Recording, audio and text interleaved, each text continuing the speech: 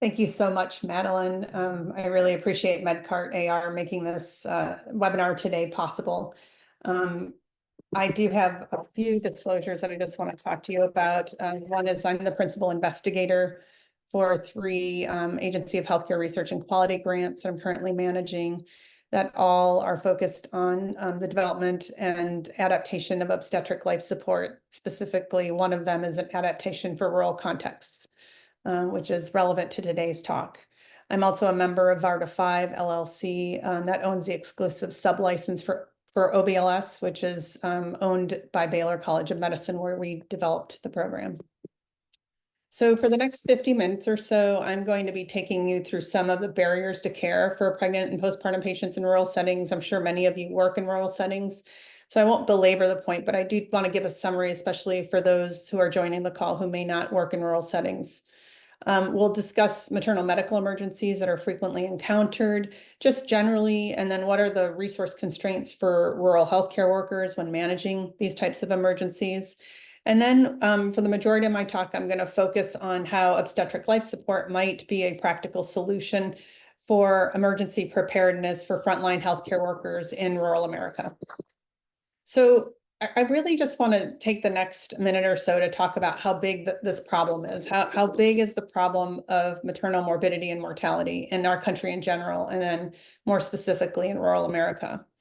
So this graph here shows the pregnancy-related mortality trends in the United States since the late 1980s, all the way up till the latest figures that the Centers for Disease Control released in 2022, which is a provisional number.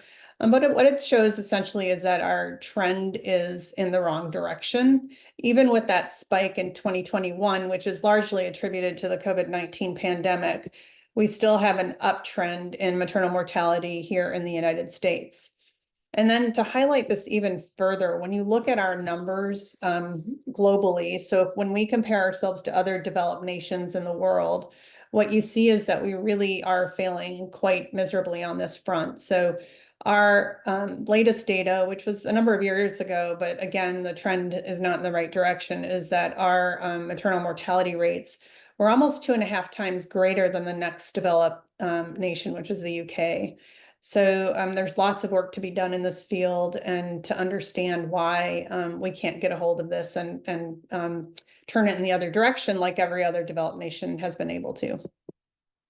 Kind of in conjunction with this, we also look at severe maternal morbidity, which is defined as unexpected outcomes of labor and delivery that result in significant short or long-term consequences to a woman's health. And we see that in this graph, the numbers for severe maternal morbidity are also on the rise over the last couple of decades.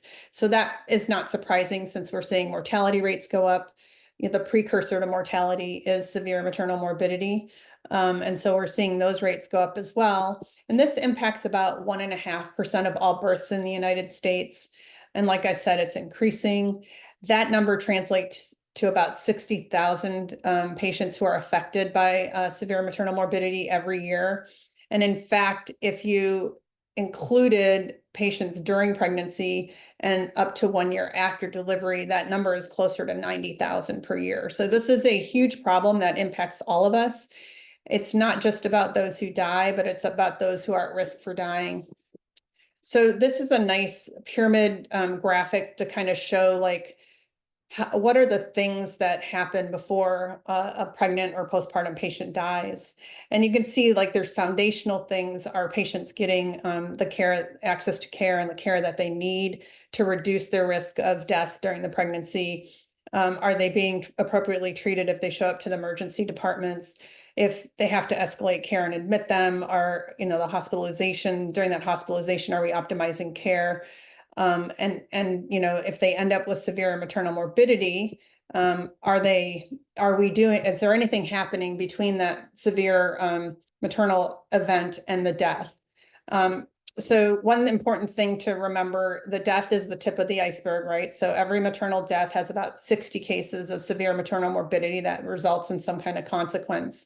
But one of the things that the maternal morbidity and mortality reviews that have now been stood up in a majority of our states. One thing that those found, and those are very in-depth reviews of maternal deaths within the state, is that more than 80% of deaths were preventable.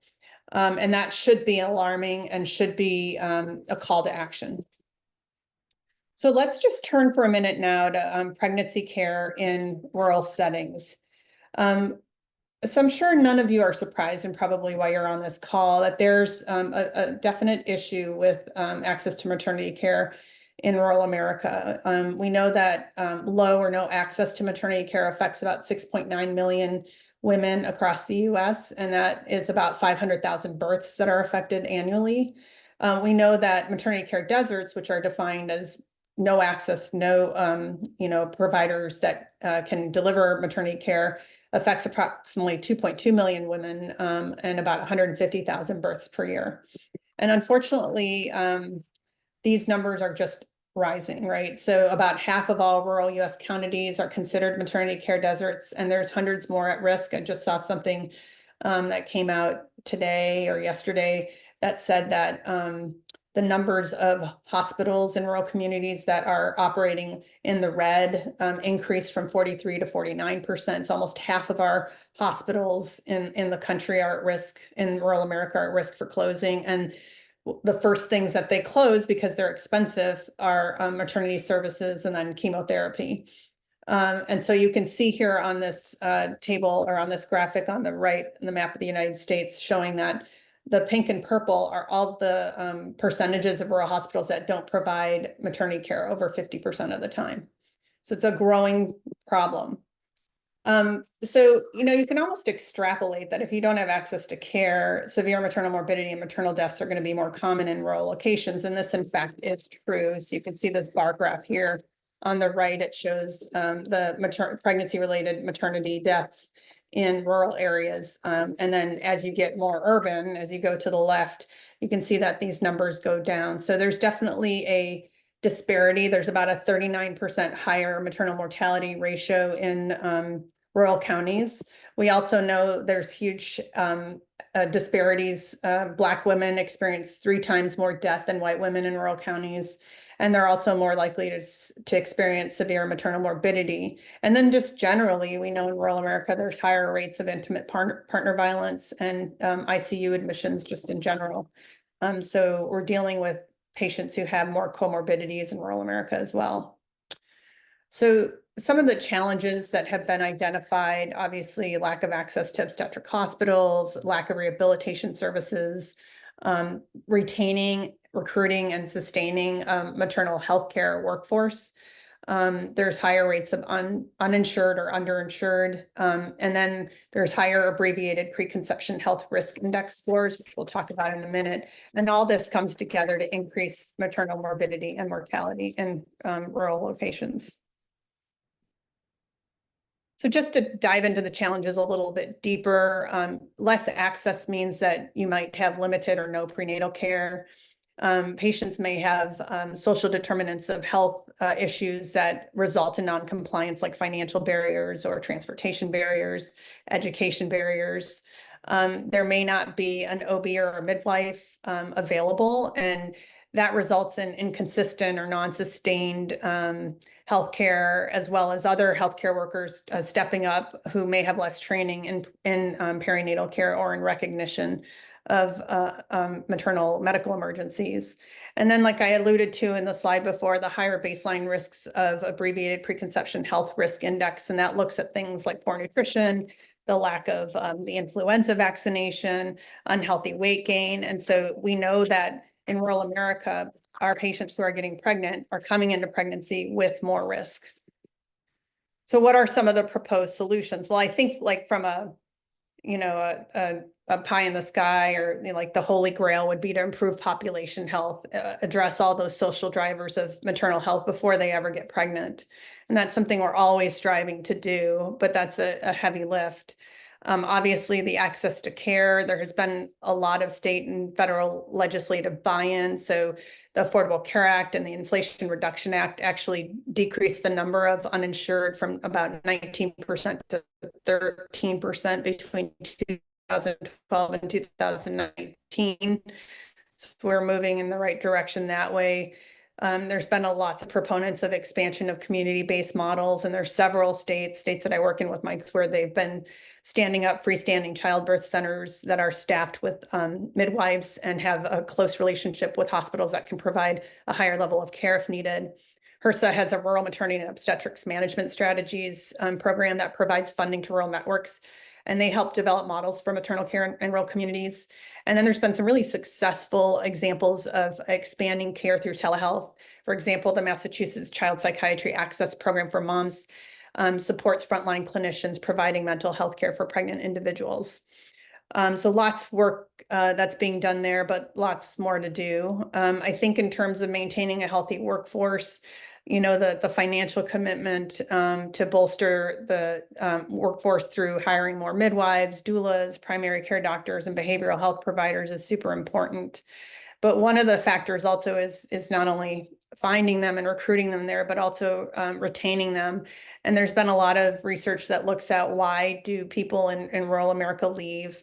And one of the things I'm going to hone in on today is just these professional factors. So one of the things that comes up frequently in these surveys is that they didn't feel supported either through networking, mentoring, and also continuing education.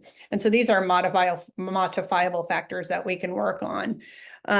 From a obstetrician standpoint, you know, our governing body, ACOG, which is American College of OBGYN, recommends that we should be prepared to counsel patients and initiate medicines for mental health and opioid abuse. And so there's been a lot of online education and even a mandate now through the DEA that we train in this. The American Heart Association recommends teams be prepared for unexpected maternal medical emergencies, and that actually was something they recommended back in 2015, but yet there doesn't exist any kind of standardized training for that. And then for as far as, you know, again, rural America, how do we deliver these, education? So we might have existing courses out there, but we really need to look at remote learning solutions and customization of what we currently have to get it far and wide into rural areas. So coming back to the graphic of the things that lead to maternal deaths, we really need to concentrate. I mean, I think we have an opportunity to concentrate at least on the near misses while we work on all the other foundational aspects. And here's where we felt there was a gap, and we took advantage of that and submitted grant work to develop something called Obstetric Life Support. So I'm going to go ahead and turn now and talk about Obstetric Life Support so that you all know what it is and kind of what we're doing to try to help get this to healthcare workers on the front lines in rural locations. So just as a background, we were initially awarded almost a $2 million grant by the AHRQ. That was back in 2018. We proposed then to develop standardized training for managing maternal medical emergencies and maternal cardiac arrest through a comprehensive simulation-based resuscitation program that was modeled much after the traditional advanced cardiac life support courses. We invited over 35 national experts in the field and collaborated with over 20 organizations. And you can see just a sampling here. So we started our work down at Baylor College of Medicine and eventually finished it up at the University of Connecticut. In the original work, we took the first 2 years to develop the curriculum with guidance from our expert panel. We then did iterative changes to the curriculum and pilot tested it with 88 healthcare professionals, and then performed a randomized controlled trial at the end to see if it was efficacious. And of note, we did look at the whole chain of survival. So the curriculum not only is geared towards hospital-based healthcare workers, but also is geared towards pre-hospital contexts as well, so EMS. The curriculum consists of 4 hours of self-paced pre-work on a manual. The participants then come in for a 6-hour instructor-led simulation-based mastery learning interdisciplinary course. And we also developed a customized low-cost simulator with our partner Laerdal International.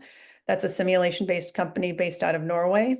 And for participants to pass the course, they need to pass both a MedCart evaluation, which is a skills evaluation, leading a team through optimizing resuscitation during a maternal cardiac arrest, as well as a knowledge assessment.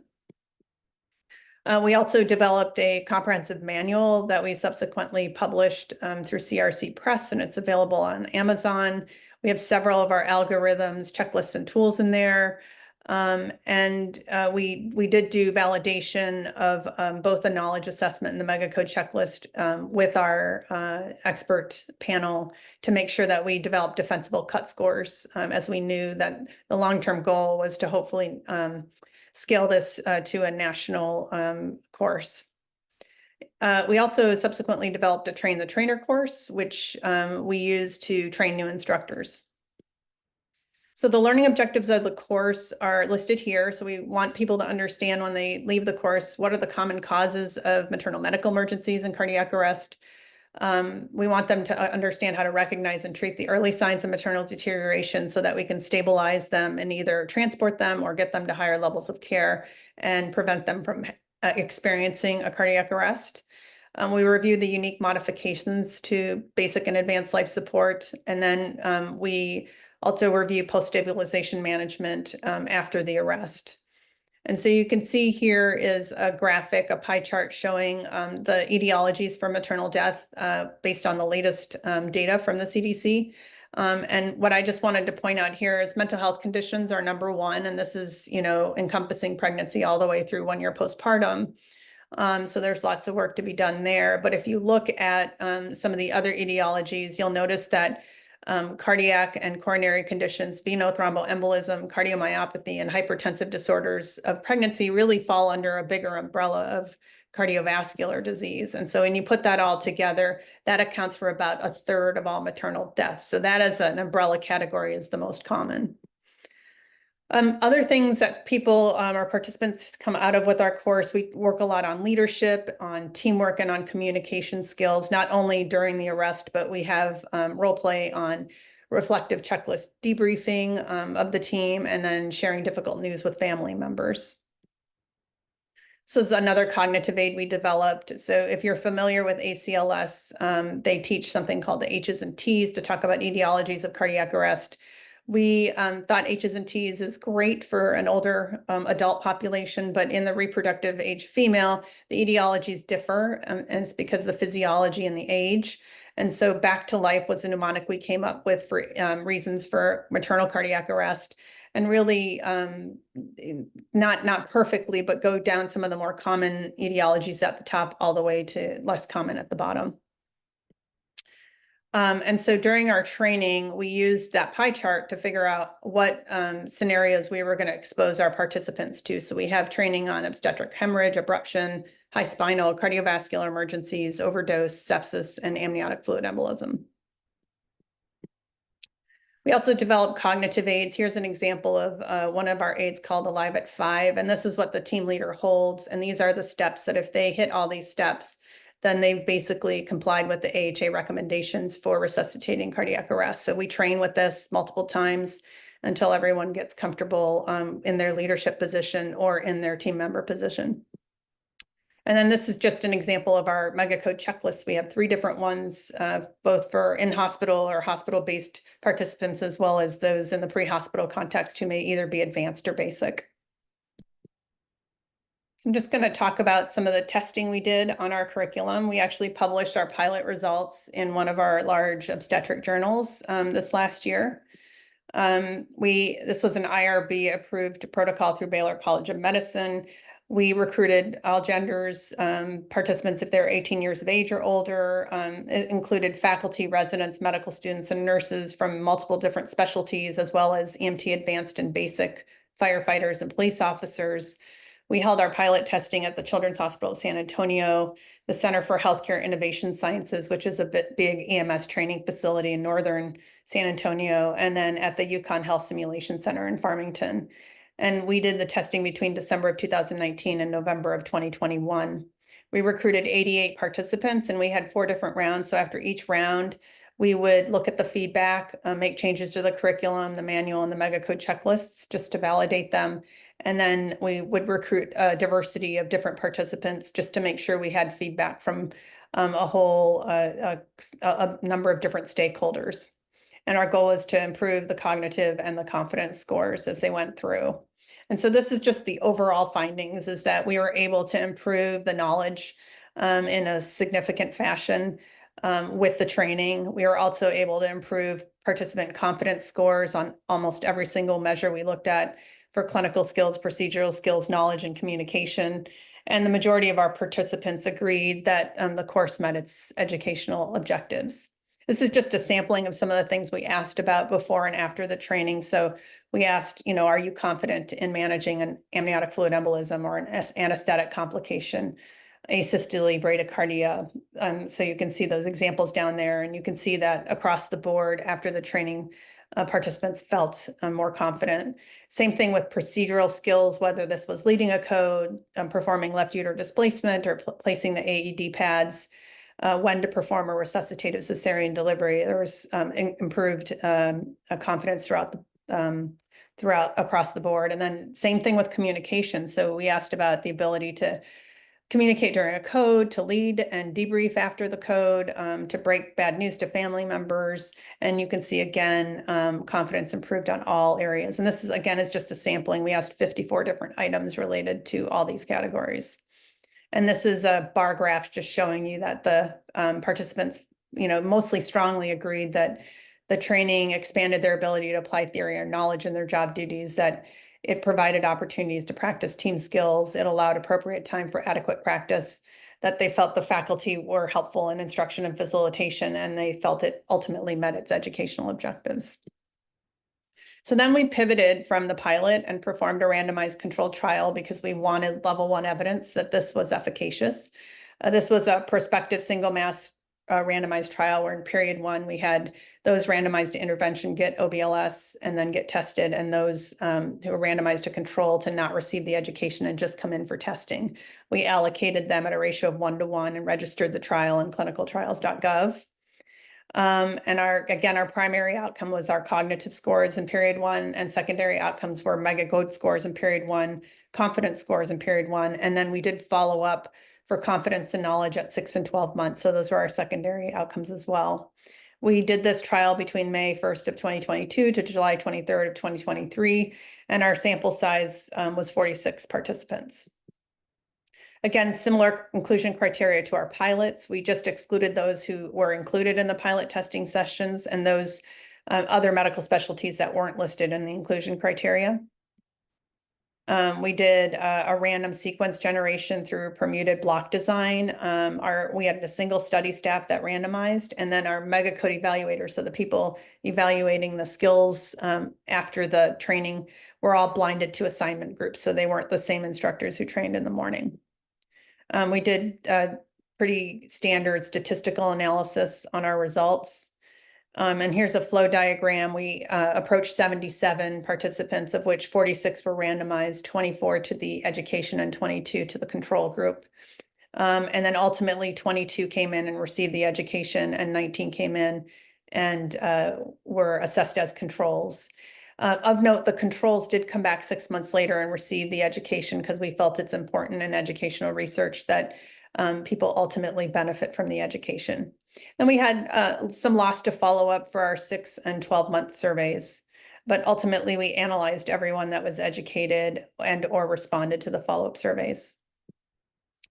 For our control, for our baseline demographics, there was no difference in age, gender, race, or ethnicity. There's also no difference in the number of times that our participants had participated in simulation exercises, if they'd ever been a simulation instructor, or if they were currently certified in resuscitation courses like BLS, ACLS, PALS, neonatal resuscitation. The only thing that was different is that the controls actually 9% were certified in advanced trauma life support, whereas for the intervention group, none were. Just stratifying by context, just to show you that the groups were balanced based on whether, for example, in the pre-hospital, they were basic or advanced, versus in the hospital, whether they were physicians, nurses, graduate or undergraduate medical learners.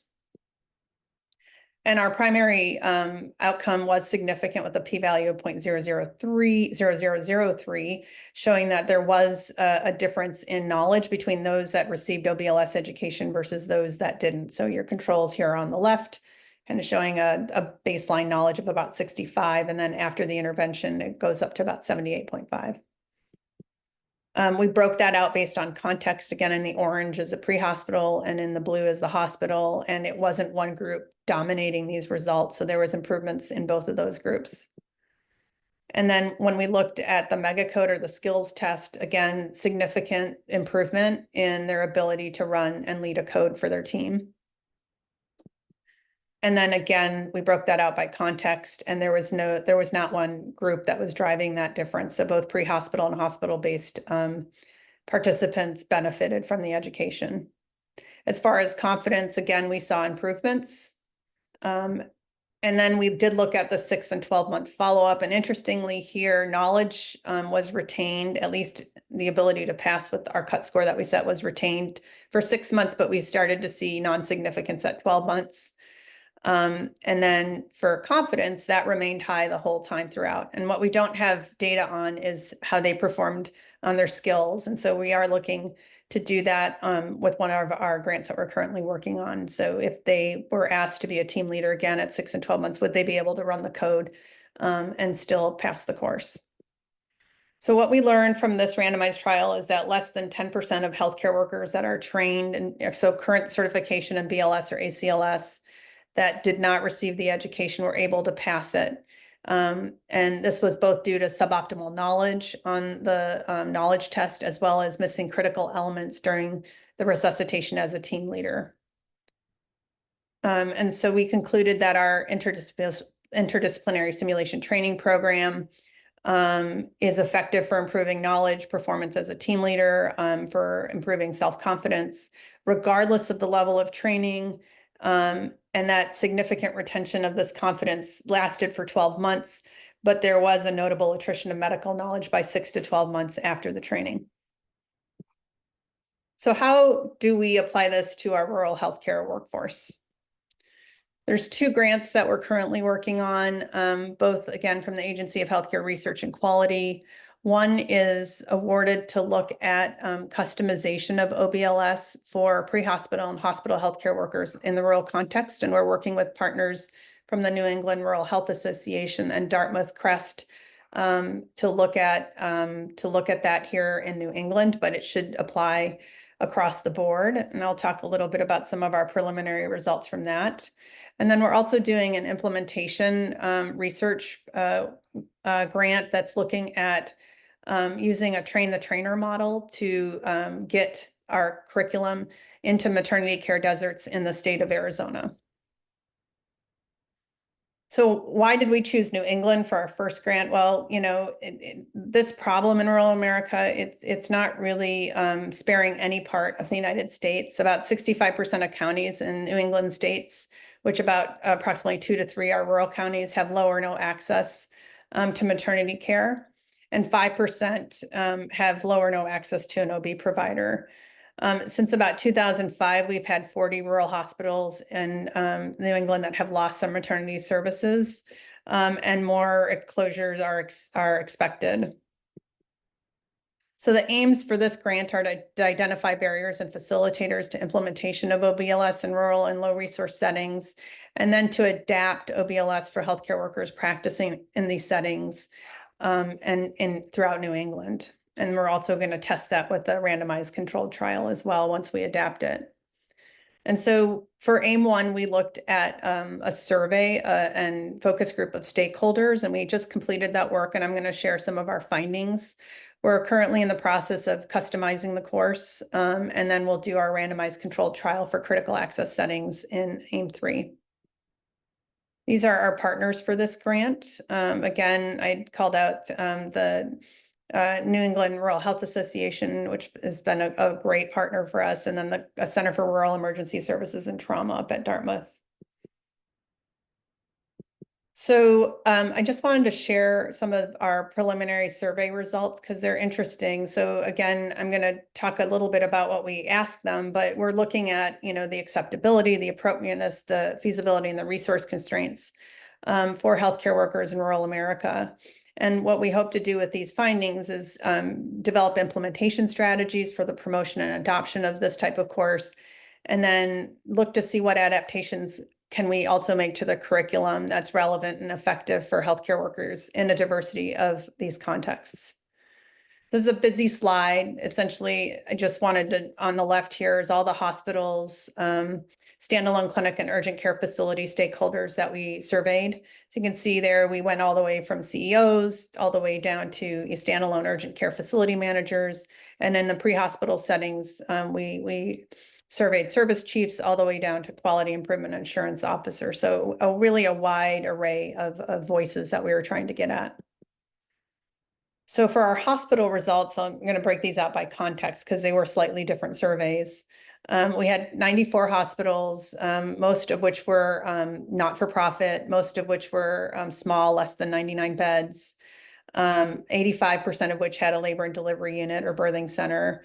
We had less representation from our ambulatory clinics and from our standalone urgent care facilities. Nonetheless, we had some. 86% of these facilities were accredited. We asked them about the number of healthcare workers that would be eligible for OBLS based on a course summary that we gave them. And about just under half said it would be somewhere between 100 and 499. And we had a pretty good representation from all the New England states. And then we had about half that we surveyed outside of New England because we dovetailed this onto a survey, other survey work that we were doing. So again, we had a pretty good cross-section of stakeholders that answered. The vast majority were in this other category, and you can see there, we had clinical nurse educators, we had directors of medical education, fellowship directors, obstetric managers, medical directors of the ED, senior charge nurses, staff nurses, and then we had, unit or nursing directors of labor and delivery, emergency departments, ICU, or obstetric anesthesiology as our second most prevalent category.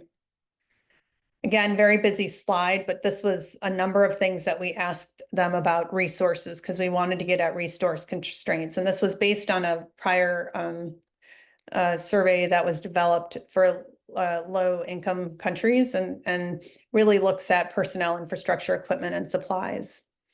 And so this is kind of the summary of our results. So when we asked about personnel, you can see here that over 50% of the time, most of these categories were available to these rural hospitals, but just under 50% of the time, they didn't have access to an anesthesiologist specializing in OB, a maternal fetal medicine physician, or a pregnancy-specific code or rapid response team. I don't think that would surprise anybody, but 85% of the time they did have access to obstetrician or general surgeons, and almost 100% of the time they had access to emergency medicine physicians and pharmacists. When we asked about infrastructure, again, only 40% of the time did they have access to extracorporeal membrane oxygenation, which I thought was pretty good. But, they have generally access to CT scanners, ultrasound machines, ventilators, a blood bank that carries more than 4 units, et cetera, et cetera. So pretty good access or infrastructure access, at least here in the Northeast. And then when we asked about durable equipment, I don't think there's it doesn't appear to me to be resource constraints. The thing that was least accessible, again, was 80%, 79% was a mechanical chest compression device, but I thought they've got durable equipment and they definitely have access to all the supplies that we asked about. We also asked about feedback and acceptability, appropriateness, and feasibility of the course. And so they watched videos and read a course summary. The majority felt like it was appealing to them, that they would get approval to be trained, that it would be suitable to meet their training needs. They would welcome implementing it, and they would get support for becoming an OBLS instructor. Less felt strongly about requiring it, but it's about 78% felt like they should. And then 65% felt like implementation was achievable. And then only 46% felt like it would be easy to implement. When we dug down deeper, some of the comments that came out, one participant mentioned that it is a significant amount of scarce resources would be delegated for a very rare event to implement the complete program. Another one felt like they opposed certification creep, so adding another certification for board certified ED physicians might be untenable. Somebody from the military said they already do an immense amount of training, and adding more training would likely be met with resistance. And another participant felt like there's a lot to organize, not a lot of bandwidth in a small organization. So all these are really valuable things for us to think about as we talk about nationalizing this program. We also asked them about when training needs happen, what do they have support, from or whom to put these trainings into practice. And so again, I think overwhelmingly almost 3/4 felt like they have support from the healthcare providers, from leadership, they have space, equipment, and materials. But then, you start to see a fall off there for non-clinical staffing and clinical staffing, budget and financial resources, and adequate time. So there's definitely, I think, very real concerns about the barriers to something like this. Let me just move on to here. We asked them about specific items available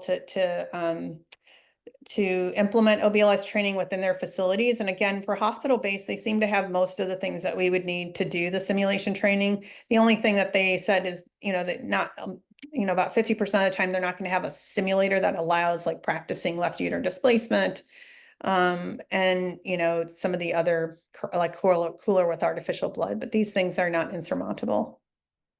Just turning to pre-hospital, again, most of these were career EMS and volunteer EMS.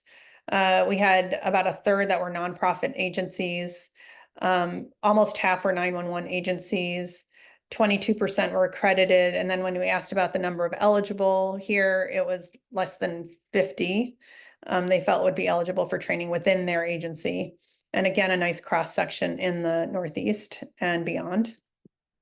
When we looked at roles, the majority were either EMS service chiefs or quality improvement or assurance officers or directors of education and training, or in this other category, which might have been an EMS coordinator, instructor, a paramedic, or a state EMS training coordinator.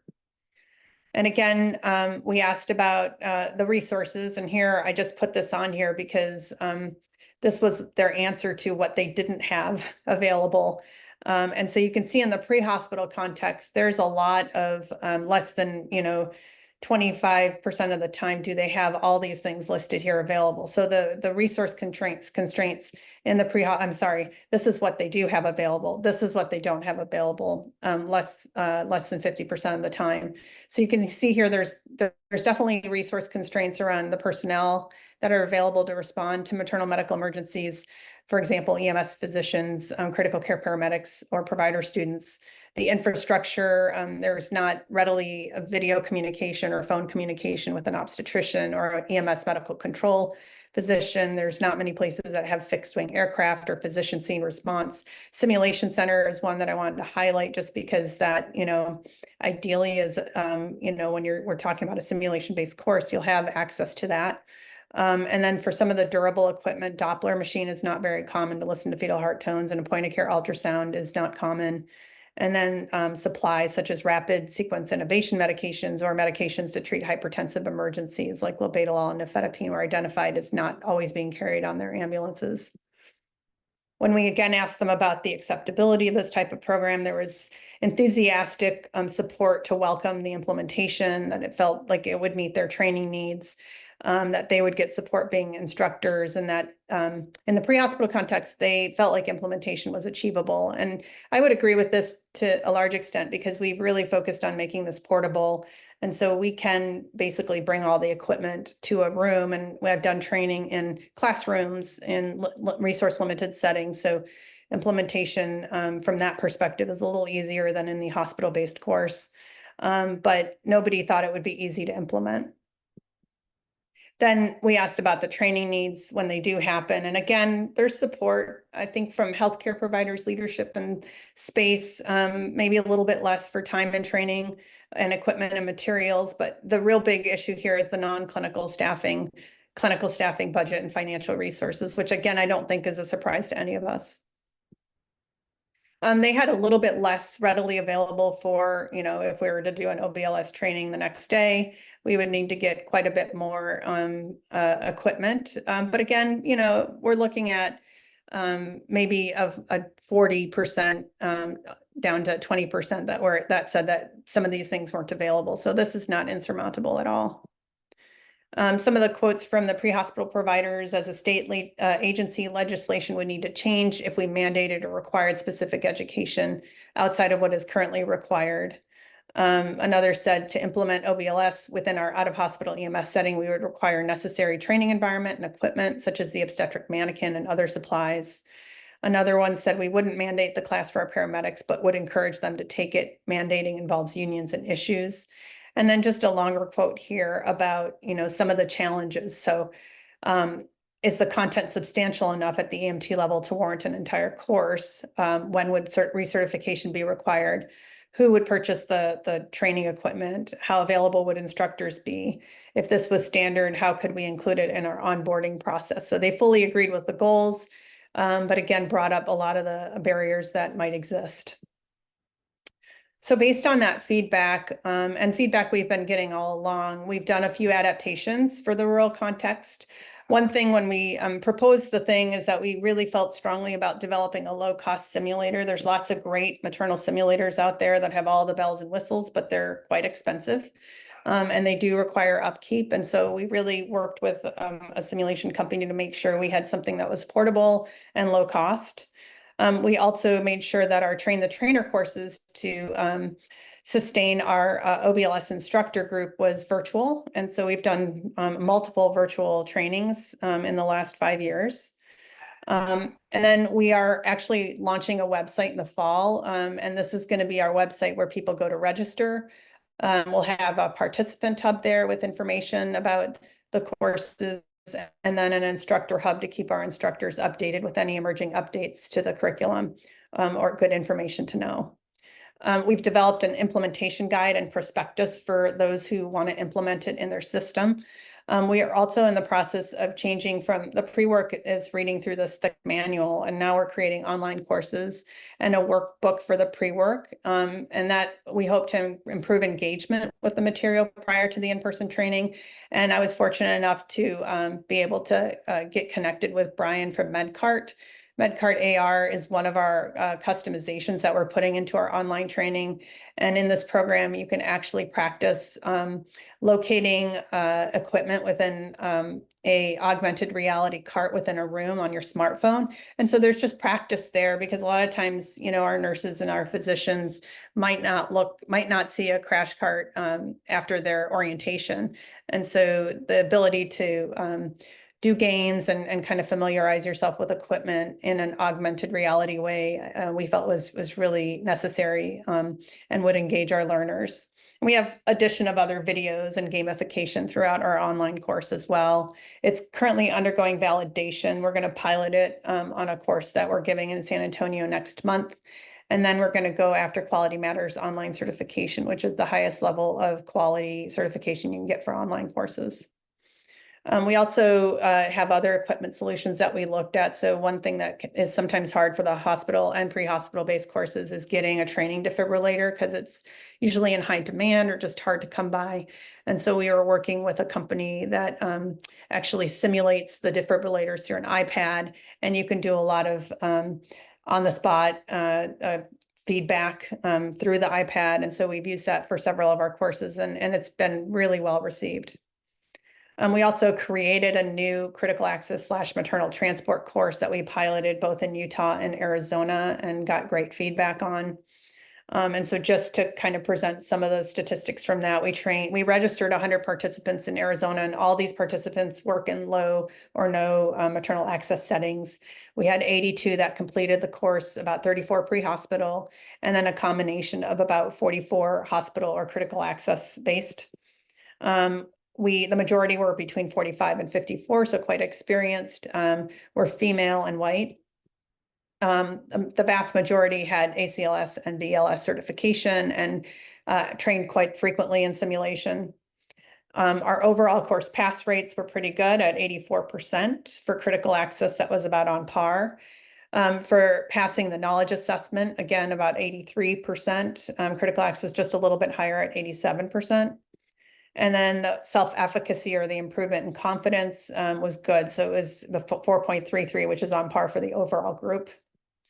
And then for our mega code, again, skills testing, 95.8% team leaders were able to pass that, and critical access led the way at 96.29. And then we also looked at instructor eligibility, which we base on higher cut scores on the knowledge test, and then also a nomination from one of the current instructors. And you can see here that we had 91% of the critical access participants who took the course actually qualified to be an instructor, which is really phenomenal. We asked feedback from the participants on how they liked the course, and you can see here overall, they all agreed that it met its objectives, that it engaged them. They recommend it to colleagues. 75% said they hope to be eligible for OBLS instructors. You know, some people don't want that or aren't, you know, naturally drawn to being instructors for a resuscitation course. So that was pretty not surprising. And then for the pre-hospital context, though, across the board, everyone agreed to every single one of these statements. Some of the feedback we got the instructors was that the instructors exhibited exceptional kindness and engagement and gave thorough explanations, that the staff was very knowledgeable and friendly. Others commented that this was the most comprehensive emergency training I've ever taken. They felt the continual practice reinforced the ideas, and they learned a lot of new things and had challenges that they never thought they would experience. As far as the class environment, what they liked most about it was the small size, which allowed for more interaction and discussion, that the instructors created a safe learning environment, and that one of the nurses in the in-hospital said, my group was made up of OBGYN, L&D RN, and 2 ED RNs, and it was a good group. We were able to work together to use our individual strengths to succeed in the mega code. And it was just to kind of highlight the value of interdisciplinary team training. As far as course structure, and these are the things that they felt could improve. They wanted us to add an introduction to more clearly define the course and have a brief lecture portion. They felt like, you know, this would be important to maintain focus on the objective, to introduce the course efficiently and decisively at every training opportunity. Others felt like a focused study guide for EMS personnel in the pre-work would be important. And then one of the pre-hospital participants recommended that we recommend that they bring a knee pad or an old yoga mat. And so we've already adapted the curriculum with an introductory orientation. We hope that the online course actually helps with more engagement, because we know about a third of people who come to the course don't engage with the manual coming in, and then about a third kind of do, and then the other third are very comprehensive. So I think having to complete an online course will help with that. We've developed the focus study guides, and then we actually purchased yoga mats for the pre-hospital providers who are on the floor doing these simulations all day. For as far as the rural context, some of the things that we've learned along the way, especially in Arizona, training these participants, are their long commute times. So some of them said they might be in a 2-person rig for 2.5 hours. And so that's a real big limitation, I think, when you're delivering care in these maternal medical emergencies. Some of them don't have access to a mechanical chest compression device. There's definitely a problem with limited treatments available on the ambulance, whether, you know, that's access to blood or things like tranexamic acid or antihypertensive medications. And then, you know, the ability to kind of recognize what's going on. For example, concealed abruptions are hard, and they don't have an ultrasound and maybe don't have the awareness that that can happen. And then in hospital-based challenges, again, no surprise, they may not have a surgeon or an obstetrician in-house to perform a resuscitative cesarean delivery. They may have a limited blood bank or no pediatrician to resuscitate the neonate, which may make them hesitant to perform the cesarean.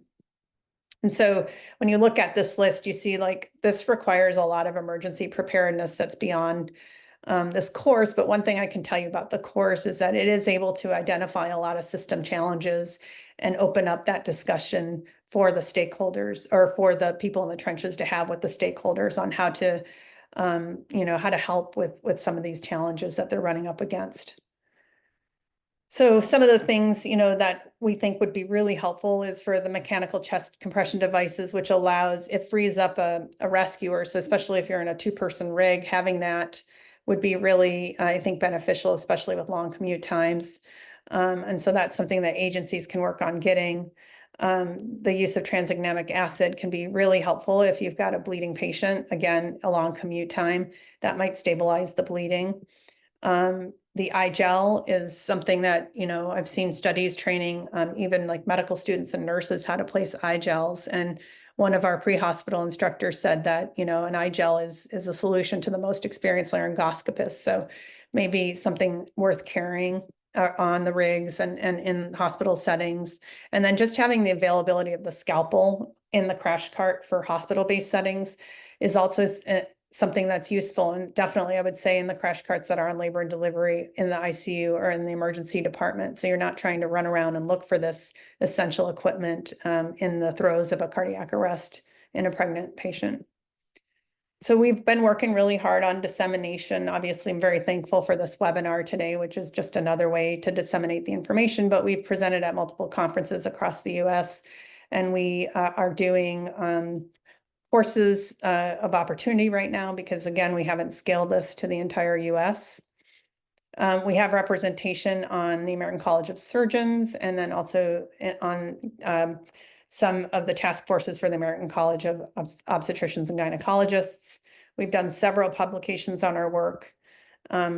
We've done podcasts and webinars, and then every year, I wanted to bring this to your attention, we hold a virtual conference. We've had about an average of 700 attendees from across the United States. It's free, and our next conference is February 7th, 2025. So we'll be on the lookout. We will publish the QR code and registration when it becomes available in the fall. We would love for you all to attend. And the exciting thing about this next conference, because they're always themed, is that we're going to be addressing rural maternity care. We also have an existing website, and so here's the QR code to get you to that. We've got the OBLS manual on there. It'll link to Amazon if you want to purchase it, as well as services that we offer. Currently, we do have 2 active course offerings for pre-hospital critical access course and hospital-based courses. Again, this is in northern San Antonio, so if you don't live in Texas, you'd have to travel, but we're giving that September 17th and 18th.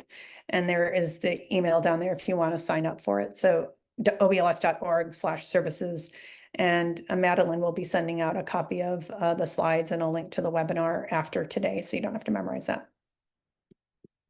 So that's all I had today. And so I'm going to stop here and see if there's any questions. Awesome. Yeah, we do have questions. I am going to go ahead and just open up a quick poll or survey for anyone who would like to just give us feedback on their experience today. We're so grateful that many of you were able to attend. So that'll open up, and if you just want to be thinking about questions, go ahead and put them in the Q&A feature. And Dr. Shields, I'll go ahead and get some of these questions to you. So first question, is there a correlation between lowering U.S. birth rates and the rise in maternal morbidity? That's an excellent question. I don't have a ready answer for that. I think people are generally asking about different inputs. One thing I've heard is, you know, there are rising rates of infertility in our country, which could definitely be resulting, and worldwide, which could be resulting in the decreased birth rate. But it's an excellent question, and one that I would say that it's probably one of the inputs. Of course, you know, women who experience severe maternal morbidity are less likely to become pregnant again. That's not always the case, but it is generally for those who have access to care and who come to us for preconception counseling to decide whether or not to get pregnant again, depending on what has impacted them. I mean, the recommendation may be to not get pregnant again. So I'd say that generally probably one of the inputs, but maybe not the main reason. Thank you. Are there any programs for educating expectant parents in rural areas besides medical personnel that you know of? Or again, there probably are community-based programs that I'm not aware of, but there is a lot of work being done with our community-based partners to try to get education out there. But in terms of, I mean, I think you're speaking to preconceptional classes, so just kind of education around just, are you prepared to get pregnant? And then the resources around, if you are, what are the steps that you should be doing? I'm not aware of anything for that. At least I haven't seen anything like that. Yeah, and this is somewhat related question, so I'll go ahead and ask it now. When you were talking about the higher rates of morbidity due to lack of access to maternal care at hospitals, are midwives considered as having access to care? Absolutely, 100%. Yeah, and that is actually one of the I think proposed solutions is to bolster the healthcare workforce by having more midwives available throughout the states. And so it is I think a great solution, and you're starting to see more states engaging with freestanding birthing centers and midwives. And they're very knowledgeable. They're very good at taking care of the average risk pregnancy. And so I do see it as definitely one of the solutions that we should be looking at, and really looking at partnering with them. So, for our Arizona-based training, we actually are training midwives from freestanding birthing centers as part of our cohort, just so that they have the training as well. Awesome. And then does OBLS replace ACLS? It's a great question. Right now, we haven't worked through all those logistics. I think that they're very different training programs. And one of the things that I like to highlight is that, for 35 years now, most healthcare professionals that treat children, for example, have to do pediatric advanced life support. It's called PALS. And so that's been around for over 35 years. And if you just look at it, the hard facts, which is, that targets a population between the ages of 5 and 17 that have cardiac arrest. Their, mortality rates, their pediatric mortality rates for that age group are about a third of what our maternal mortality rates, yet we still don't have an independent platform or, the push for an independent platform. And so I think, it's another example of how we leave women behind sometimes. We don't see them having different needs. We don't see them as different than the adult, generic adult group, but they really are, and especially pregnant and postpartum women have different physiology. They have different etiology. So then I don't think that there's a question about the need for this training. The question is about all the barriers that have come up today. How do we get this out there without, making it even more difficult, especially in the rural contexts for the healthcare workers there? Yeah. This is another question. I'm not, well, we'll just ask it. So, how closely does this course resemble the AAFP's Advanced Life Support and Obstetrics course? What are the differences? Yeah, that's an excellent question, and one that I get asked a lot. So they're slightly different. The AFP has a more comprehensive focus that looks a lot at what I call obstetric emergencies. So they try to help family practice providers get more confidence in skills around delivery emergencies. So whether that's a cord prolapse, for example, or some of the shoulder dystocia, anything that happens at the time of the delivery. They do have a section on maternal cardiac arrest for sure. And then, they have developed a BLS course that is specifically for pre-hospital. And again, they do a lot with delivery emergencies and within that course too. I haven't taken that course in a while, so I can't, give you a 100% side-by-side comparison. Just to say that I think the focuses are slightly different. The frameworks are likely different. What I don't know about all the courses on the market is I haven't been able to come across any research that says they've tested their course in a randomized fashion. And so what I can say about our course, because we did this, through really systematic methodologic development, is that, we do, I think, have, resuscitation course that has the only level A evidence that I'm aware of that you actually are getting out of it, what we say you're getting out of it. So that, is something I'm proud of and something that we've really worked hard to do. But it's always the question on education and rolling out these curricula is how well tested and vetted are they? on the other end, other than course satisfaction, to say that you actually had an improvement in skills and knowledge and confidence on the other end. Awesome. Let's see here. Okay, and you may be able to answer this. Someone is just curious where they can find data regarding maternal morbidity pre-2000. Pre-2000? Yeah. Oh, that's a really good question. I mean, so Yeah, much. sorry to just throw that at you, but I figured I'd ask and try to help them out. So morbidity or mortality, I guess, Morbidity. the CDC kind of housed all that information, and then the pregnancy mortality surveillance system. I'm not sure how good the information is pre-2000. That is something that I would have to look into. So much of the focus on maternal mortality in our country came out of a ProPublica report that was released back in, I think, 2015, 16, when they started to realize that this might be more of a problem than we thought. I think prior to that time, no one was really paying attention to this being such an issue.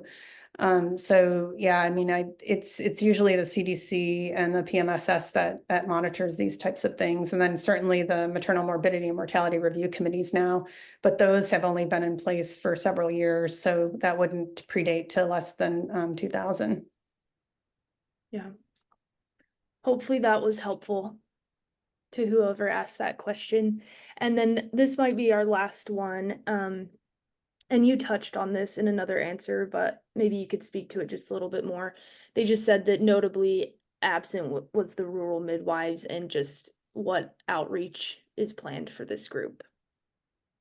I'm sorry, notably absent from what? Just, I think, just in the, I'm guessing it was in the other trainings or